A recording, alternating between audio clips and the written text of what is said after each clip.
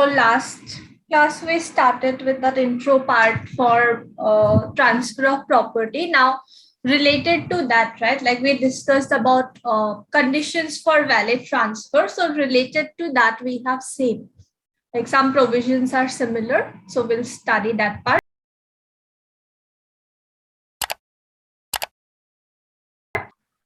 So next we have, so all these provisions, right, these were from section 54. Right now, section 54 has basically 4 different things: rights plus obligations, both for buyer plus seller. Everything is mentioned under one single section, section 55. Like there are different sub clauses if you look at the parent, but that's completely fine. You can simply mention section 55 provides for rights and obligations both for buyer and seller. So in the absence of a contract to the contrary, okay, the buyer and seller of immovable property are entitled to following rights and obligations.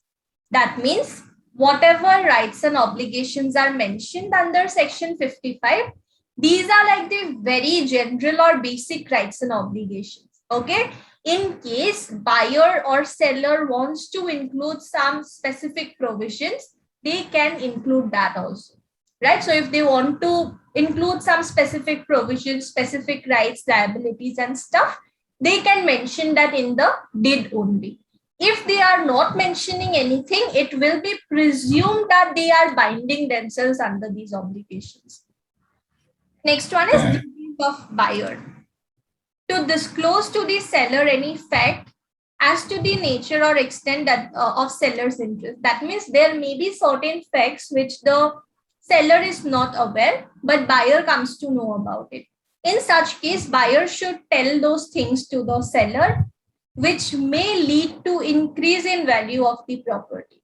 All right, maybe there are like buyer comes to know that there are maybe some like hidden minerals inside it or something, right, which would increase the value of the property to like this much. In that case, buyer should not be like, okay, silently I will buy, after that I will take out all of that. That should not happen. Buyer will have an obligation or a duty to disclose regarding it to the seller. If that fact is of seller's interest, or it is something which would increase value of the property or something, buyer has an obligation to disclose it. To pay or tender at the time and place of completing the sale the purchase money to the seller or such person as it is, provided that where property is sold free from encumbrances, the buyer will retain out of purchase money amount of. So basically, when the sale is completed, usually at that point of time, you need to clear the payment, purchase money, you need to pay it entirely. In case there is some other agreement between you both, that is completely fine. Otherwise, you need to clear it at the time when sale is completed. In case there are some encumbrances or there are some obligations, some charges, dues are there, that you can deduct from the purchase money and you can get it done. Basically, it's open for those two people to decide and then agree upon, right? So whatever it is, that liability is also there. So buyer is having a duty to make this purchase money at the time of sale. He has a duty to disclose regarding any sort of fact that the seller is not aware, which would increase value of the property. Next one is that buyer is having an obligation to bear any sort of loss which is arising because of destruction, injury, decrease in value of the property not caused by seller, right? Where ownership of the property has passed to the buyer. Once this agreement is registered, sale is finalized, on the day of sale, might be like if there is a news that on this road metro is coming, all of a sudden price would go up, right? Price of that property would go up. So take for example, there was such a thing going on that, okay, fine, there would be a metro line, this, that. Property value was like very high. The day when sale was completed, news came that government has, like cancelled that on this side, no metro line, never, it's never coming.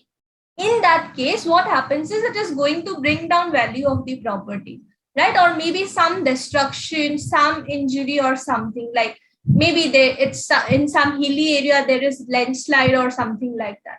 That whatever has happened, once it's done means it's done. You need to suffer the loss, right? Once it is done, after that you cannot say or like claim from the seller basically. So few days back I saw there was a house, like very beautiful house. This entire like part only in landslide, right? This like property itself only disappeared in like a matter of few seconds. So if there is any sort of destruction like that, you cannot again like go back to the seller that you give my money back, right? So that is basically an obligation of the buyer.